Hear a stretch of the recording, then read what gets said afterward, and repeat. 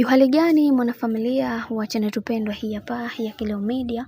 Kama ndo mara yako ya kwanza basi usisahau kusubscribe, kulike, kushare pamoja na kucomment. Bwana Zari atinga Tanzania na Mama Dangote mfuata au waenda kumpokea airport, jambo ambalo bibi Zuchu limemfanya ameweza kuchukia sana na ameweza kuongea kwa uchungu wa hali ya juu na kusema kwamba familia hii tayari imeshaweza kunichoka, kwa sababu naona kuna vitu ambavyo wamekuwa wakivifanya, wanavifanya kwa makusudi ambayo wanaona kabisa wananiumiza, lakini wanaamua kuweza kufanya ili kuendelea kuniumiza zaidi.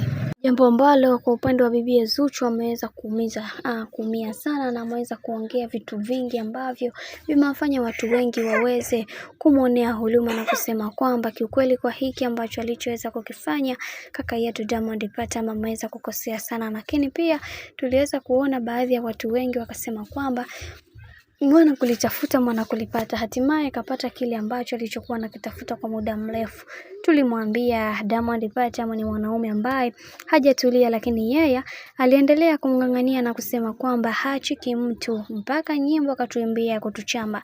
Sasa kinachomfanya anaanza kutulalamikia ni nini? Anatakiwa kukubaliana na matokeo ambayo yaliyopo, kwa sababu yeye ndiyo amelitafuta na atalipata. Sasa Zari ni moja kati ya mwanamke mzuri na pendwa sana wa bwana mkubwa Diamond Platnumz, hivyo akae kwa kutulia, kwa sababu kile kitu ambacho anachokitaka kwa bwana mkubwa Diamond Platnumz tayari ameshaweza kukipata. Mwenzie yupo kimasilahi zaidi na anatakiwa kuweza kulitambua hilo mapema, kwa sababu Zari ndo mwanamke pendwa wa bwana mkubwa Diamond Platnumz, na asipokuwa makini atajikuta na yeye anaingia katika mtego ambao walishaweza kutegewa watu wengine. Hivyo anatakiwa kuweza kusimama imara na kuweza kudhibiti hisia zake kwa namna yoyote ile ambayo yeye anaifahamu, kwani kila mtu wanasema kila mtu anavutia kwake, na asipokuwa makini atajikuta na yeye anaingia katika hatari kubwa ambayo haikuwahi kuitegemea katika